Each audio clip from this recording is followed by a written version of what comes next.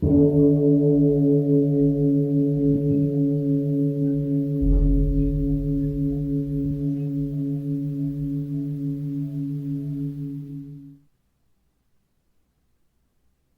all beings be happy. May all beings be healthy. May all beings be free from harm. May all beings love life. May all beings awaken. Welcome to another Cuke Audio mini podcast. I pray that you and yours are safe and comfortable, free from economic hardship, and able to get out and do whatever it is you want within the limitations of the universal precept of do as little harm as possible. Today we'll have another memory of Shunryu Suzuki Roshi from the Haiku Zendo Chronicles, Part 2. The Haiku Zendo is where Shunryu Suzuki gave the Zen Mind, Beginner's Mind lectures. So, this memory is from Margo, Locke. I first met Shunryu Suzuki Roshi in the summer of 1965 when I started practicing Zazen in Marion Derby's living room in the house that was later to become Haiku Zendo. Actually, the garage became Haiku Zendo. I had come to Zazen that first time at a friend's suggestion, getting up alone in the early morning before dawn. I was excited and a little fearful and very uncomfortable sitting on a pillow with my long legs crossed until Roshi offered me another pillow to sit on and straighten my back. When I was introduced to Reverend Suzuki, as we addressed him then, I said, I think I prefer Tai Chi or meditation in movement. He just smiled in his beautiful, radiant way. Later, Suzuki Roshi showed me how, sitting on the forward half of two pillows, my back would be straight and my legs more comfortable. In a lecture, he said, accept the pain in your knees, just sit with effortless effort. Keep your mind on your breathing until you are not aware of your breathing. Our teaching is to live always in reality in its exact sense and to make effort each moment in what we do. Just concentrate on your breathing with right posture and with pure, great effort. This is how we practice Zen.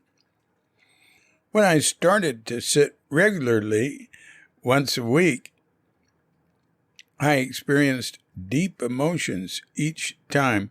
Sometimes I wept while sitting, tears rolling down my cheeks and dropping off my chin.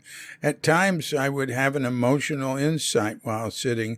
Later, Roshi would talk about a subject directly related to my insights and feelings, seeming to read my mind. I felt as if he were lecturing just to me.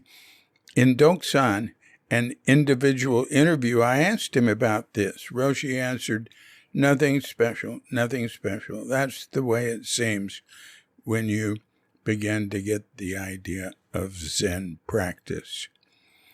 Suzuki Roshi came to my house one day to look at my paintings and artwork and to talk.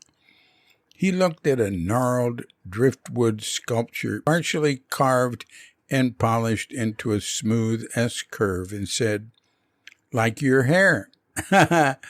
I was wearing my long brown and gray hair pinned up in a curved twist. Translating the calligraphy on a sumi painting, he said, the words I have most trouble pronouncing, health, wealth, and happiness.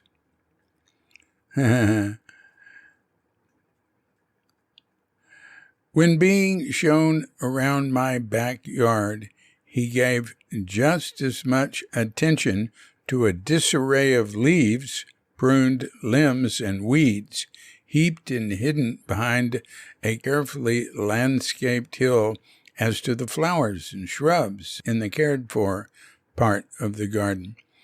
He illustrated this experience in a lecture. We pull the weed and bury the weed near the plant to give nourishment to the plant. So even though you have some difficulty in your practice, even though you have some waves while you are sitting, the weed itself will help you. You should not be bothered by the weeds you have in your mind. You should rather be grateful because eventually they will enrich your practice. Well, that was neat. Thank you, Margo Locke. Remember when she said, I felt sometimes like I was reading my mind, was speaking just to me. That's a very common feeling people had listening to his lecture. Not just his, other teachers too. I've heard that. Okay, well, this has been a Cuke Audio mini podcast. I'm DC, Poobah of Cuke Audio and Cuke Archives, coming to you from Sleepy Senor with Dogette Bandita, Feline Cuchita, and dear lovely Katrinka. And we're wishing you and yours and all of us a grand awakening.